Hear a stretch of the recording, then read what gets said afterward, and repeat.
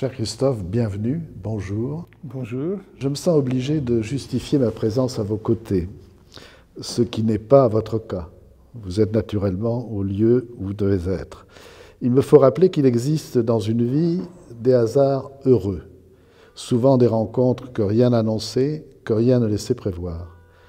Ce fut par un de ces hasards heureux que je vous ai connu peu de temps après votre arrivée en France. Un des membres du jury de ma thèse, soutenue en juillet 1973, c'était quand même après la guerre de 14, vous avez conseillé d'assister à la soutenance qui pouvait vous intéresser. Nous avons parlé, nous nous sommes salués lors de l'entracte réglementaire de l'exercice doctoral, et vous avez accepté une invitation par la suite de venir dîner à la maison que nous habitions à Versailles. Il en est né une amitié dont nous ne sommes, ni vous ni moi, très prodigues. Elle s'est construite au hasard des dîners partagés, ce qui est le plus important sans doute, des séminaires à la Maison des sciences de l'homme, des colloques fréquentés, des livres échangés. Cette amitié dure encore. C'est donc pour moi un honneur et un plaisir de dialoguer avec vous sur votre œuvre d'historien. Merci Jean. Écoutez, j'aurais beaucoup d'autres choses à dire. Je vais vous poser une première question. Si ma mémoire ne me trompe pas, je crois qu'en Pologne, votre formation a été celle d'un philosophe, formation universitaire bien sûr, et que Bronisław Baszko a été un de vos professeurs. Ce qui explique partiellement peut-être votre œuvre, qui relève, comme la sienne, de la philosophie et de l'histoire. Il n'est pas étonnant que vous ayez beaucoup travaillé aussi, à cette période de votre vie, sur la pensée de Pierre Bayle et sur son dictionnaire historique et critique. Car les entrées du dictionnaire opposent souvent les faits vérifiables et la fiction qui peut exister sur une vie ou sur une œuvre. Pouvez-vous ajouter quelque chose à votre formation que je n'ai pas dite? Je pense qu'elle est beaucoup plus complexe. Oui, évidemment, elle est beaucoup plus complexe, mais sans entrer dans des détails qui seraient inutiles et multiplier des noms qui ne disent pas grand-chose, en tout cas sous ces cieux. Il faut ajouter quand même un point qui est important, à savoir qu'il y avait Baszko, certes, mais Baszko est intervenu dans ma vie relativement tard. Il était mon professeur dès la première année, mais ce n'est pas à lui que j'étais lié très vite et très fort. Mon maître au départ était l'échec Kolakowski, et c'est d'ailleurs à lui que je dois l'intérêt pour Bayle. Et Kolakowski, qui lui-même a fait sa thèse sur Spinoza, et qui ensuite a beaucoup travaillé sur la mystique néerlandaise, était évidemment obligé de consulter les dictionnaires de Bayle, à la fois pour les célèbres articles Spinoza, mais aussi pour ce que Bayle avait écrit sur Antoinette Bourignon, entre autres, et un certain nombre d'autres personnages qu'il n'est pas nécessaire de rappeler ici. Kolakowski m'a donc un jour, quand j'ai fini mon mémoire de maîtrise, qui portait sur Jean-Paul Sartre et l'idée de liberté dans la pensée de Jean-Paul Sartre, Kolakowski m'a proposé ce qui était un peu usage dans notre équipe, ce qu'on faisait les mémoires de maîtrise sur la philosophie du XXe siècle si on avait envie de le faire, mais que la thèse, ça devait se faire sur des choses sérieuses.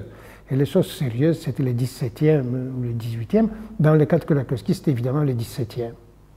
Il m'a donc proposé de lire Bayle en me disant comme ça, d'une manière assez nonchalante à son habitude, « Écoute, regarde, ça devrait t'amuser. » Bon, je suis allé à la bibliothèque de la faculté, je connaissais de vue les 4 volumes du dictionnaire. Comment dirais-je, ça ne passe pas inaperçu. Et on m'a accordé le privilège de les emprunter chez moi, parce que une longue lecture s'annonçait, évidemment. J'ai pris un taxi, j'ai amené ces 4 folios à la maison, et j'ai commencé à les lire. Sauf que mon point de départ était très vite, très différent de celui de mon maître. Kolakowski s'intéressait aux questions religieuses. C'était ça, pratiquement, on peut dire, le fil continu de son travail jusqu'à un des derniers livres qu'il a publié avant sa mort, qui était consacré à Jansenius. Ce qui l'intéressait, c'était Pascal. Et ce qu'il pensait, je suppose, me faire faire en travaillant sur Bell, c'était un travail sur la problématique religieuse. Je l'ai abordé d'ailleurs dans un papier très long que j'ai fait à l'époque, mais fondamentalement, ce qui m'a intéressé dès le début chez Bell, c'était justement l'articulation de l'histoire et de la philosophie. Et c'est comme ça que c'est parti. En même temps, je profite de cette occasion pour dire que si je devais moi-même diriger un jeune qui aurait l'idée de travailler sur le XVIe, XVIIIe siècle, je lui aurais dit de lire d'abord le dictionnaire historique et critique parce qu'il n'y a pas de meilleure introduction dans toute cette époque.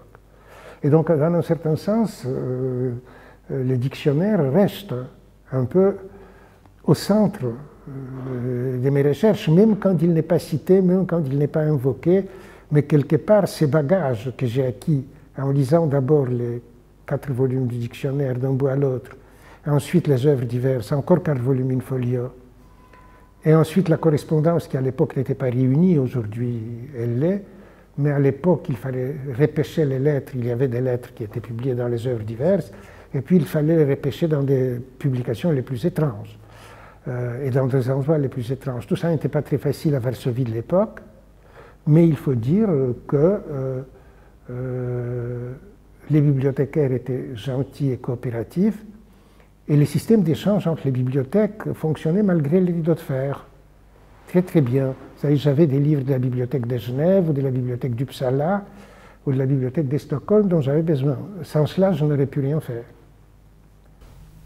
Bon, merci, je voudrais essayer de prendre un élément d'un livre de vous qui s'appelle Sur l'histoire, c'est un recueil d'articles, je crois me souvenir, et vous insistez sur 2 choses, une relecture a attiré mon attention, sur la multiplicité et la diversité des domaines dont on peut ou on tente de faire l'histoire. Et vous illustrez vous-même parfaitement ce constat. Vous avez travaillé sur les reliques, puis sur l'art moderne, sur les collectionneurs, sur le commerce des œuvres d'art. Je rappelle vos 2 titres, Collectionneurs, amateurs et curieux, Paris-Venise, du XVIe au XVIIIe siècle.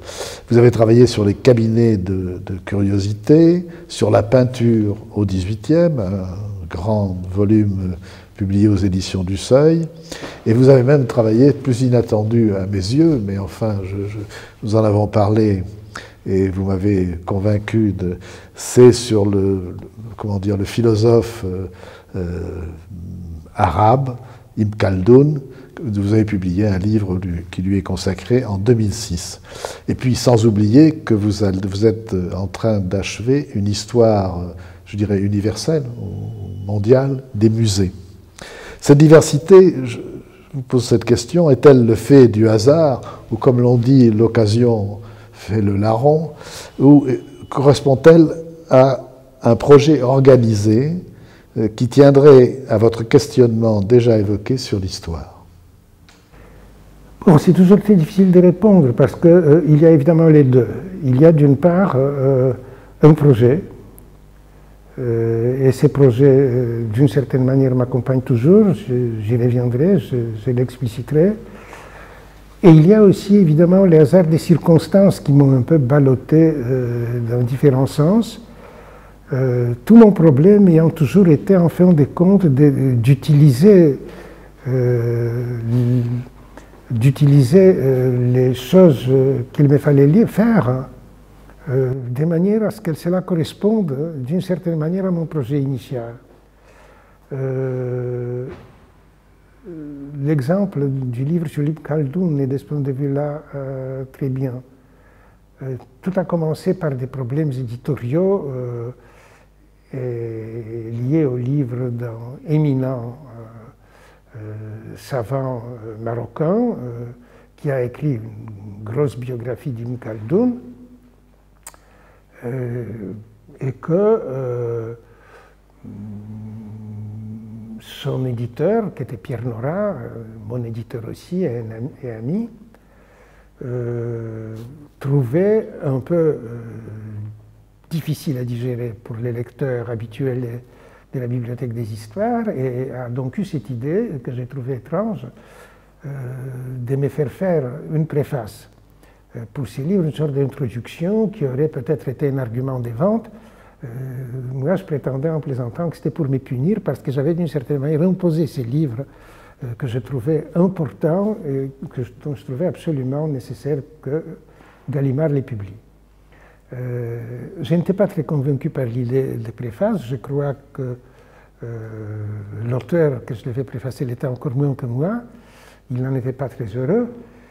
Et puis, de toute manière, cette préface a commencé très vite à prendre des dimensions pas du tout préfacières.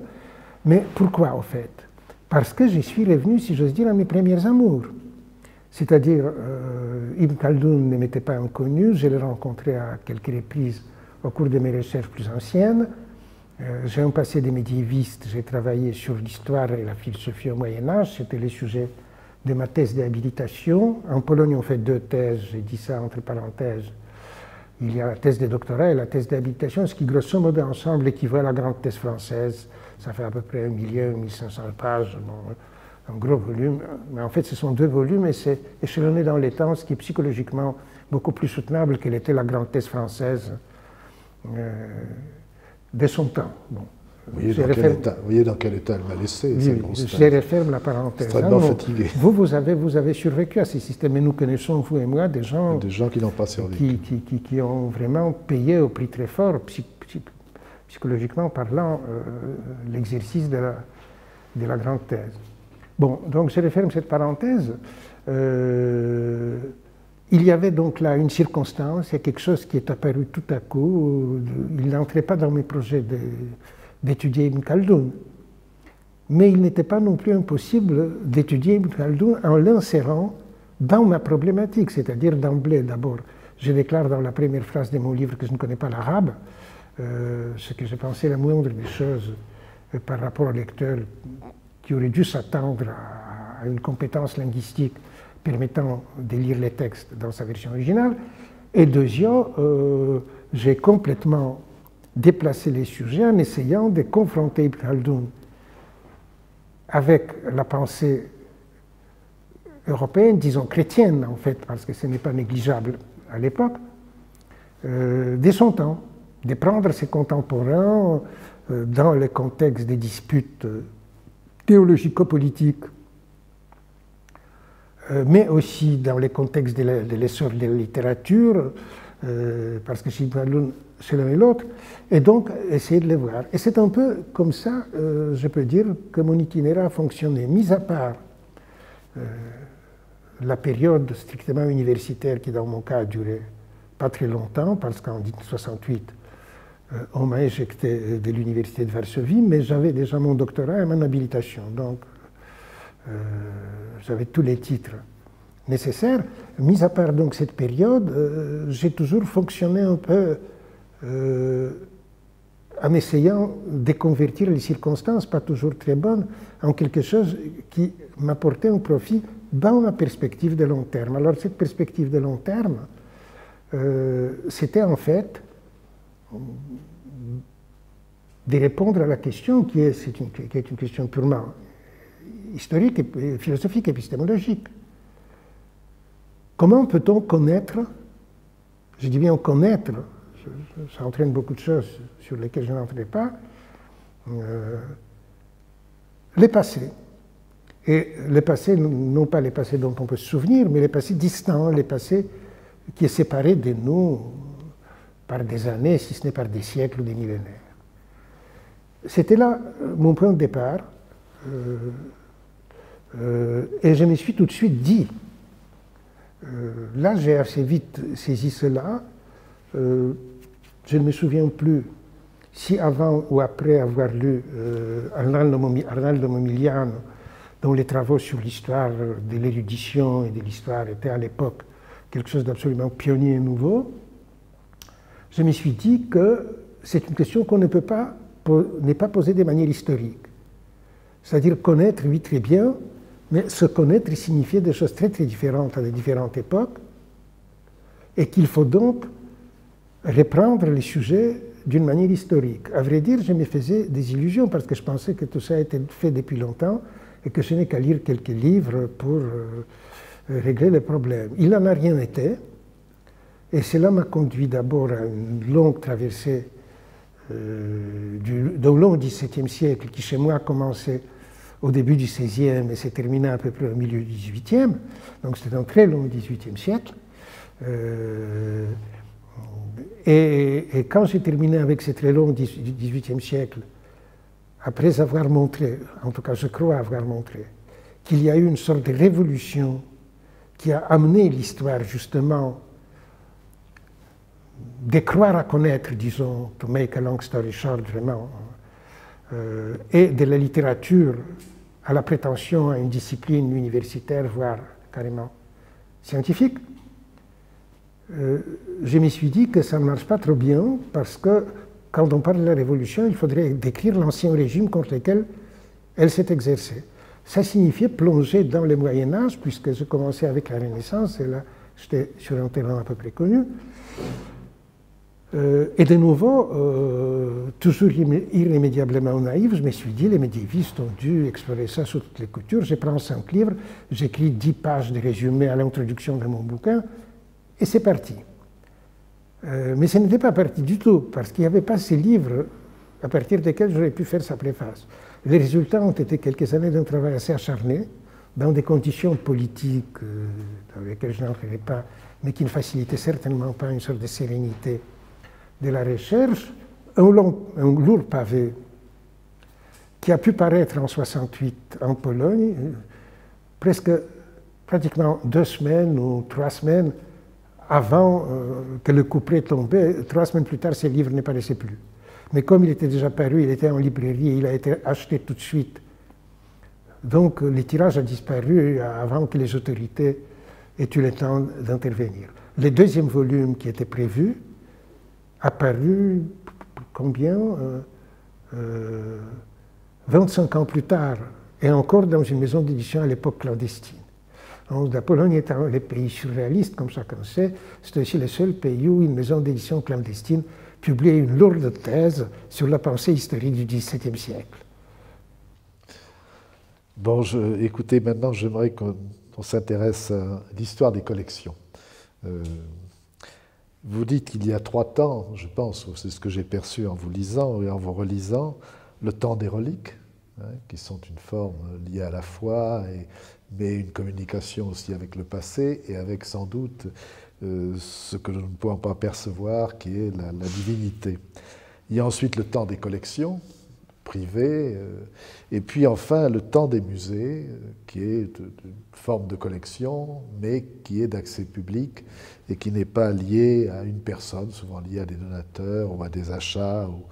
Alors, est-ce que ça représente une continuité ou vraiment des ruptures les unes à la suite des autres, qui sont d'ailleurs, qu'on pourrait projeter sur d'autres domaines que le domaine des collections? Je pense une sorte de laïcisation qui se produit entre le monde des reliques et le monde des collections. Dans ce parcours, voyez-vous une unité, une continuité, ou voyez-vous surtout des évolutions et des différences? D'abord, je dirais peut-être pas des reliques, mais en effet, dans l'histoire des collections, il y a une période de trésors. Les reliques sont d'ailleurs un objet typique des trésors. Il y a une période de collections particulières et en effet une période des musées. Autant d'ailleurs l'entrée dans la période des collections particulières aboutit à la disparition des trésors en tant que forme de collection, les trésors restent au sens, disons, économique du terme pour ne pas trop entrer dans les détails, autant, évidemment, l'apparition des musées non seulement n'annule pas la collection particulière, mais les musées, à mon avis, ne peuvent vraiment vivre sans cette sorte d'entourage que lui fournissent les collectionneurs. Et ça vaut non seulement pour les musées d'art moderne, mais aussi et même pour des musées qui s'occupent des choses bien plus anciennes. Donc, trésor, collection particulière, musée. Maintenant, pour encore reprendre rapidement cela, disons que, évidemment, il n'y a pas de continuité dans cette histoire. D'abord, la collection particulière est un phénomène extrêmement rare qui n'apparaît dans l'histoire que 3 fois ou 2 fois, ça dépend comment on regarde les choses. Une fois dans la Chine, à peu près au IIe siècle avant notre ère, et depuis elle a une histoire continue, et c'est de là que la collection particulière migre au Japon, et peut-être dans d'autres pays de l'espace sinisé, mais je n'en sais strictement rien. Et puis elle apparaît au IIe siècle avant notre ère à peu près, un peu plus tard, à Rome, où d'ailleurs elle disparaîtra au IIe siècle de notre ère pour réémerger de nouveau dans l'Italie du Nord et à la cour de France, grosso modo vers le milieu du XIVe siècle. Et à partir de là, elle a une histoire continue en Europe et donc ensuite dans tout le monde européen.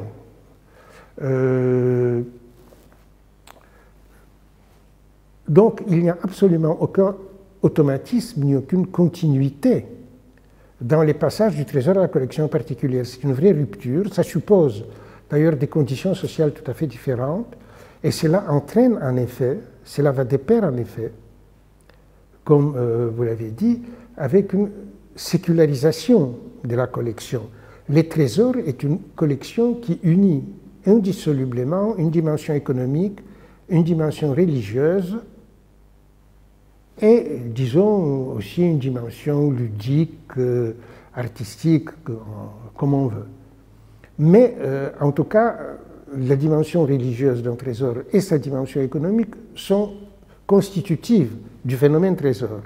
Or, la collection particulière va, primo, abandonner cette dimension religieuse, et ce n'est pas... historiquement, c'est dû notamment au fait que les collections particulières dans la chrétienté latine, quand elles apparaissent, sont directement liées à la collection des antiques. Ces antiques sont des antiquités païennes. Elles représentent des divinités et des héros du paganisme. Et donc, il faut prendre, entre parenthèses, leur dimension religieuse, les considérer comme des objets qui sont intéressants parce qu'ils sont beaux ou parce qu'ils ont une valeur historique, mais leur signification religieuse, dont on est par ailleurs parfaitement conscient et qu'on peut même étudier, ne joue pas un rôle central dans cette affaire. Donc, et à partir de là, avec l'apparition du musée qui suit à peu près à distance d'un siècle, un siècle et demi grosso modo, l'apparition des collections particulières en Occident, c'est de nouveau la même chose. C'est lié directement à l'exposition publique des antiquités païennes, et ça ne peut se faire donc que dans un intérieur sécularisé. Quand elles sont exposées comme telles, parce qu'il y a eu tout un problème de remploi des choses païennes et intégrées alors sous forme remployée dans la liturgie chrétienne. Mais je laisse ça de côté parce que c'est un sujet un peu différent. Donc, ceci pour dire que l'histoire des collections, à mes yeux, est très directement liée à l'histoire des croyances collectives. Donc des religions, mais pas seulement des religions, on pourrait refaire la même opération en parlant des idéologies et du rôle des collections dans les contextes des idéologies, les références idéologiques. Et je voulais pour terminer juste ajouter encore une phrase à cette problématique des collections, c'est-à-dire je suis arrivé à m'en occuper toujours dans le cadre de mon projet initial, c'est-à-dire il faut bien voir qu'au point de départ, les collections m'intéressaient en tant que des éléments d'une sorte d'instrumentaire mis à disposition de l'historien. Et ce qui au départ m'intéressait, c'était des collections épigraphiques, des collections numismatiques, donc des collections qui directement permettaient d'essayer d'étudier le passé par l'intermédiaire des objets qui en sont restés. Et c'est un peu de nouveau sous la pression des circonstances et des amitiés avec des historiens d'art que je me suis enhardi au point d'écrire un article pour la Revue de l'Art.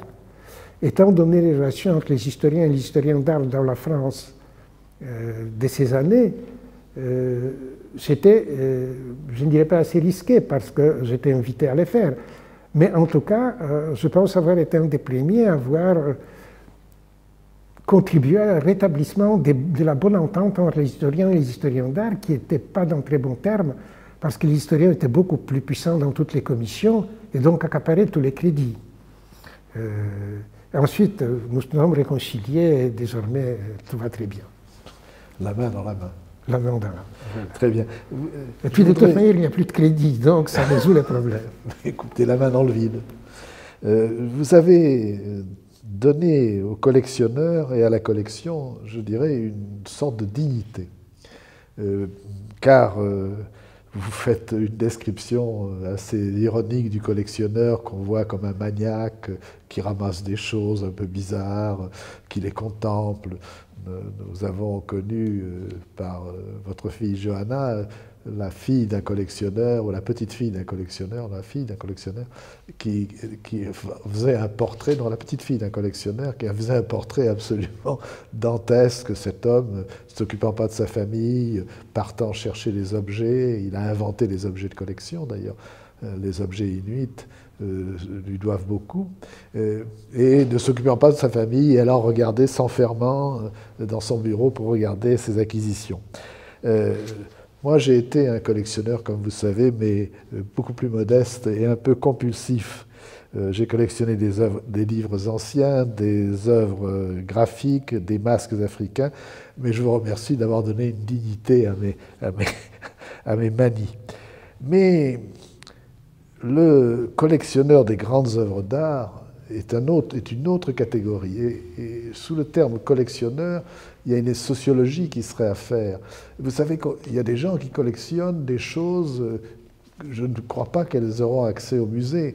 Il s'est vendu ces dernières années à l'Hôtel Drouot 2 collections assez étonnantes, des enveloppes de morceaux de sucre, hein, il y en avait je crois 320, et deuxième collection qui était les boîtes d'allumettes.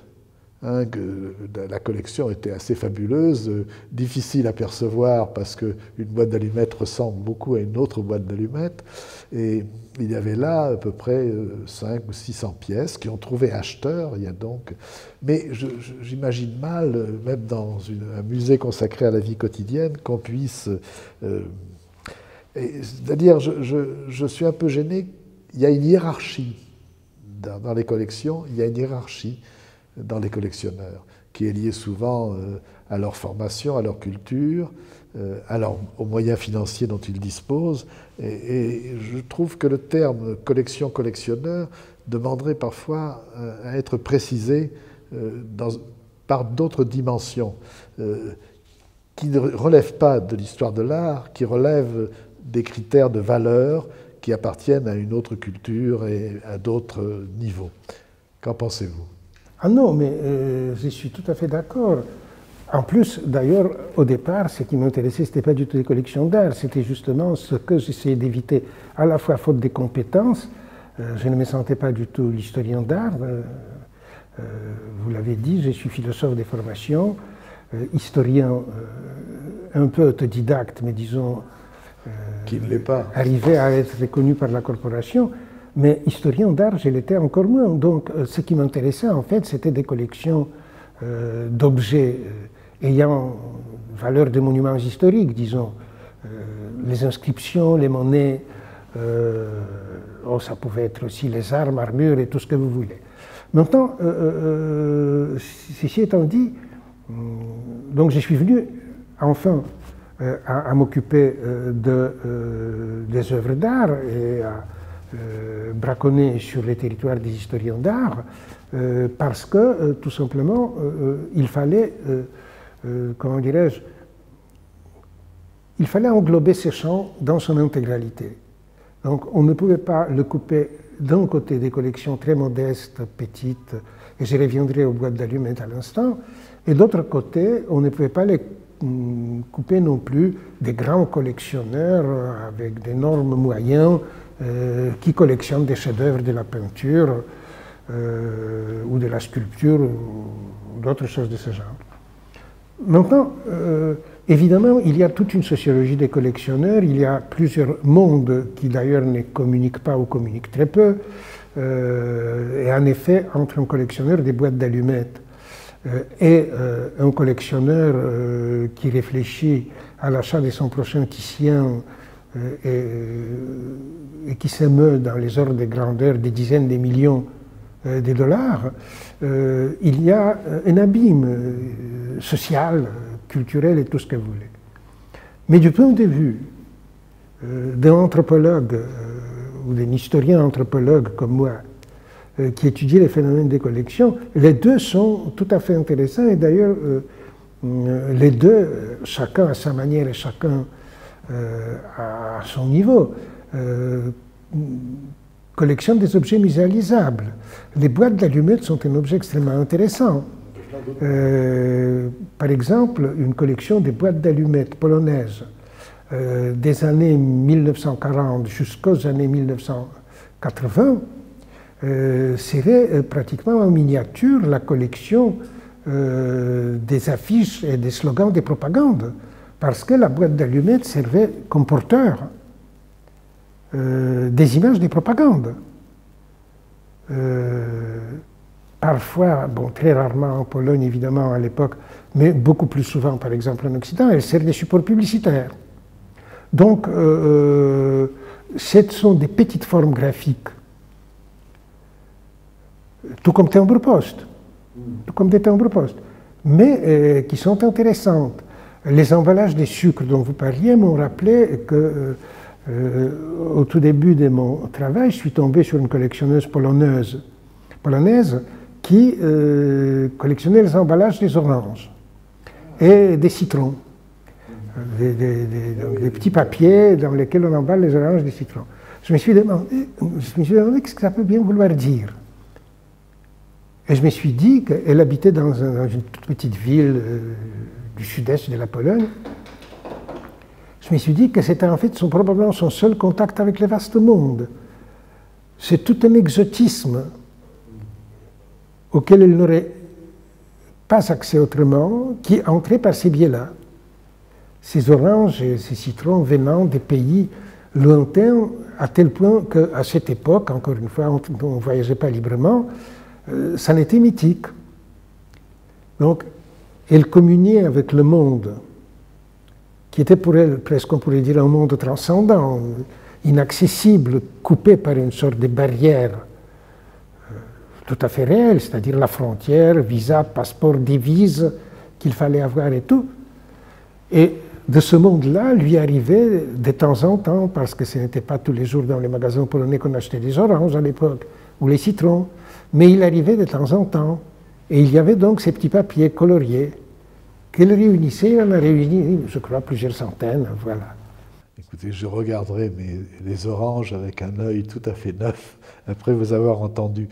Je voudrais vous poser une question à propos des collections et des rapports des musées. Vous signalez que très souvent, les femmes ont joué un rôle très important pensons au musée de Boston, Gardner, qui est une madame avec des choses magnifiques. Comment vous expliquez? Vous donnez des explications, j'aimerais vous les entendre à nouveau, ou les entendre à nouveau. Ce rôle des femmes, parce qu'il y a aussi des collectionneuses tout à fait célèbres au XXe siècle, américaines, Stein, Gertrude Stein, et surtout les sœurs Kohn, qui ont collectionné les premiers Picasso, les premiers Matisse, qui ont collectionné des choses magnifiques, dont elles ont peuplé leur appartement, et puis elles en ont fait don au musée de la ville de Baltimore, et le musée étant très mal géré, ça a fini par être acheté par l'université Johns Hopkins. Donc, vous citez ces noms. Comment peut-on expliquer ce rôle des femmes? D'abord, il faut dire que les dames de la haute société ont toujours été et ont joué un très grand rôle dans l'histoire des collections. On connaît surtout Isabelle d'Este, mais elle est loin d'être la seule. Dans l'entourage de Charles Quint, il y a la Marguerite d'Autriche qui était une collectionneuse tout à fait exceptionnelle. Il y a d'autres. Isabelle la catholique n'était pas elle-même collectionneuse au sens, elle avait des tableaux, mais on ne lui connaît pas des collections. Mais dans cette famille, le nombre de femmes collectionneuses était tout à fait important. Cela portait sur, comme je dis, la haute société et c'est un peu resté un trait. Alors, il y a une époque, un moment tout à fait précis, où les femmes jouent un très grand rôle dans l'histoire des collections et des musées. C'est une période, c'est un pays, ce sont les États-Unis, entre grosso modo les années 1880-90 et les années 1920, jusqu'à l'ouverture, la création et l'ouverture du Museum of Modern Art du MoMA, qui est lui-même d'ailleurs une œuvre des femmes, à tous égards. Donc,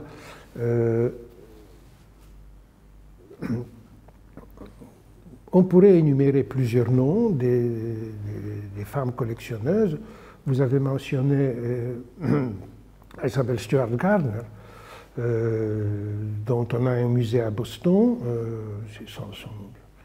sa maison transformée en musée, et fixée telle qu'elle, mais vous avez mentionné les Consisters, les musées de Baltimore, mais il y a beaucoup d'autres personnes, puisqu'on cite les noms. Il y en a un qui s'impose absolument, c'est Evelyn Havemeyer, qui avec son mari, il est vrai, mais en fait c'est elle qui était à mon avis la vraie initiatrice de leurs activités, de l'activité de collection, est responsable pour une part d'une bonne partie du Metropolitan Museum de New York, ce qui n'est pas rien. C'est une énorme collection qui a été offerte ensuite sans aucune condition en plus, ce qui est rarissime. Bon. Maintenant, pourquoi à cette époque, nous connaissons à cette époque, avant de répondre à la question, nous connaissons à cette époque des femmes collectionneuses aussi en Europe, mais elles n'y jouent pas un tel rôle, même si Mme Kroener-Müller a créé les musées de ce nom aux Pays-Bas, qui est un très beau musée d'art moderne. À vrai dire, je ne sais pas jusqu'au bout répondre à cette question. Pourquoi il y a ce moment des femmes collectionneuses dans l'histoire américaine? Mon impression était que d'une part, la place de la femme, surtout encore une fois dans la haute société, parce que nous sommes là, n'oublions jamais, dans la haute société. Nous sommes dans le monde des millionnaires, ou en tout cas pas très loin, pas beaucoup plus bas. Et dans cette haute société, qui reprend plus ou moins aussi les habitudes de la haute société européenne, il y a par exemple un livre qui a joué un très grand rôle auprès des millionnaires, pardon, mais pas missionnaires, mais millionnaires américains du XIXe siècle, c'était le livre de William Roscoe, The Life of Lorenzo de' Medici, called the Magnificent. Et c'est Laurent le Magnifique qui est, pour beaucoup de ces millionnaires, une sorte de figure qu'ils voudraient aimer imiter. Seulement voilà, ces messieurs faisaient du business. Faire du business, ça prenait beaucoup de temps. Leurs femmes s'ennuyaient pendant ce temps. Et certaines, en effet, avaient des curiosités culturelles, elles étaient éduquées. Elle avait parfois des amis artistiques. Evelyn Havemeyer était très liée à Mary Cassatt. C'était vraiment, je crois, des amis intimes. Donc, ce sont elles qui ont pris en charge cette dimension qui, à la fois, humanisait leurs patrons, et parfois des patrons à très forte poigne, des maris. Frick est une exception, justement. Je ne sais rien de Madame Frick. Frick fonctionnait, lui tout seul, et il était en même temps, tout simplement, un bandit en tant que patron. C'est l'homme qui loue une équipe armée pour régler les problèmes de la grève dans ses usines, ce qui est quand même eu égard aux normes américaines de l'époque, c'était allé assez loin, presque à la frontière du code pénal. Et en même temps, Frick était un collectionneur tout à fait étonnant,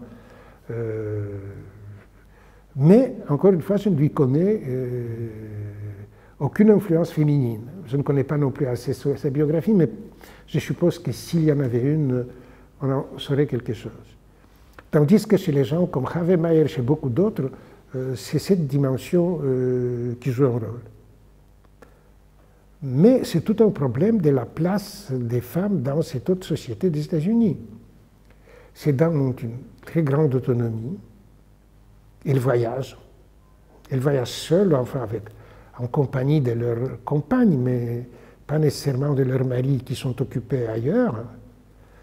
Et puisque je disais que cette histoire se termine par la création du MoMA, la première idée du MoMA naît sur un bateau où rentrent de l'Égypte deux dames de cette société, une Rockefeller et Miss Mary, je crois qu'elle était Mary Bliss, qui se disent qu'il faudrait peut-être créer à New York un musée d'art moderne. Donc à partir de là, elles vont consulter encore quelques autres dames et quelques messieurs. Ensuite, elles vont faire appel au service d'un monsieur qui venait de se faire vider pour l'achat de 2 Picasso de la période rose du musée de Buffalo. Parce qu'un tel révolutionnaire ne pouvait, qui était aussi quelque chose comme un millionnaire et qui faisait ça probablement comme ça, pour son plaisir. Mais en tout cas, ils l'ont vidé de Buffalo et elles en ont entendu parler, l'ont convoqué, invité à prendre un thé. Et c'est comme ça. Et ensuite, il y a eu l'idée de prendre un jeune garçon très brillant qui était Alfred G. Barr Jr. Et voilà. Voilà, nous savons tout sur les dames américaines de la haute société, grâce à vous et leur goût pour l'art. Je voudrais passer à notre, et malheureusement bientôt conclure. On a beaucoup parlé de vos livres, mais il y a, quand je vous ai connu, il y avait une activité militante avec la diaspora polonaise, ses revues, l'appui que vous avez porté à Solidarité. Et je me souviens de réunions passionnantes, de rencontres, grâce à vous, avec des intellectuels en exil, des démocraties populaires. Que pensez-vous aujourd'hui du devenir de ces démocraties libérées et dont on a parfois l'impression qu'elles ne répondent pas exactement à ce que l'on pouvait souhaiter d'elles? D'abord, je voudrais aussi profiter de cette occasion pour dire que c'est là encore, on pourrait développer ça, une situation où j'étais, comment dirais-je, j'avais quelque chose d'imposé. Ce n'était pas...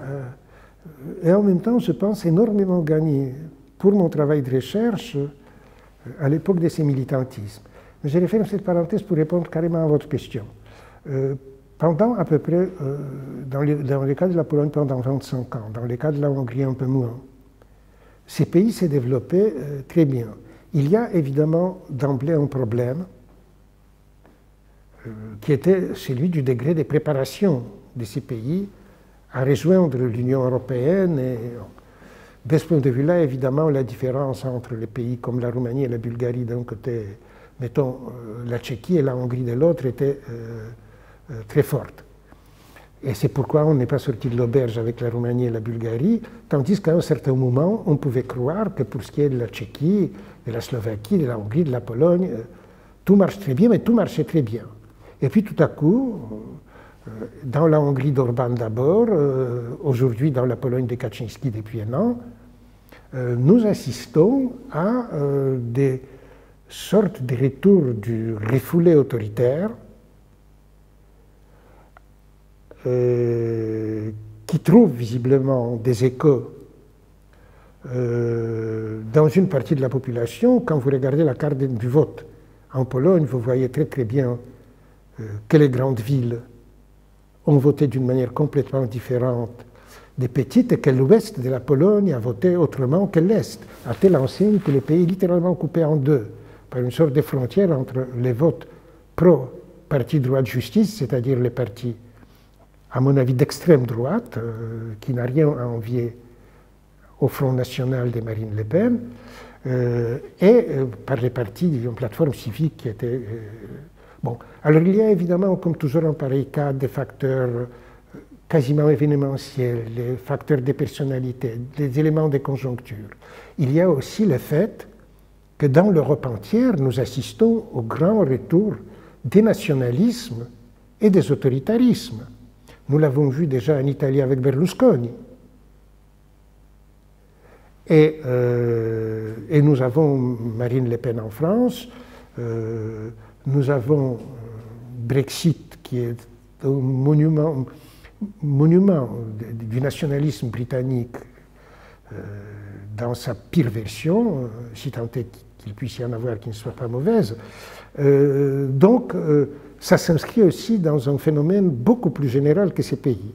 Cela dit, dans ces pays, il y a évidemment quelque chose que peut-être nous ne comprenons pas jusqu'au bout, qui les rend susceptibles d'accepter cela. Pour le moment, en tout cas, Droit et Justice en Pologne, malgré tout ce qu'il fait d'antidémocratique, bénéficie des sondages étonnamment favorables. Donc, il y a quelques questions à se poser. Dans quelle mesure ces terreaux-là étaient un terreau où pouvait à long terme se développer une démocratie? Le problème se complique évidemment quand nous prenons en compte les cas tchèques, parce que la République tchèque était le seul pays de la zone à avoir maintenu une vraie démocratie parlementaire entre les deux guerres, et aujourd'hui elle évolue à peu près dans le même sens. Peut-être pas d'une manière aussi flagrante, mais en tout cas il ne s'y passe pas des choses qui puissent réjouir un profond démocrate et augurer bien de l'évolution de tout cet espace. Écoutez, je crois que nous arrivons au terme de notre entretien, de notre dialogue. Je voudrais vous remercier. J'aurais encore beaucoup de questions à vous poser sur le Musée de l'Europe, dont vous êtes un des administrateurs, mais le temps nous presse. J'ai été tenté par une question sur les femmes. Vous savez, ma faiblesse bien connue. Donc, écoutez, merci encore, Christophe. Et ça a été pour moi passionnant. C'était un plaisir et je vous en remercie encore une fois. Moi, je vous remercie de cette occasion et merci Jean pour les questions et merci aux organisateurs de cet entretien.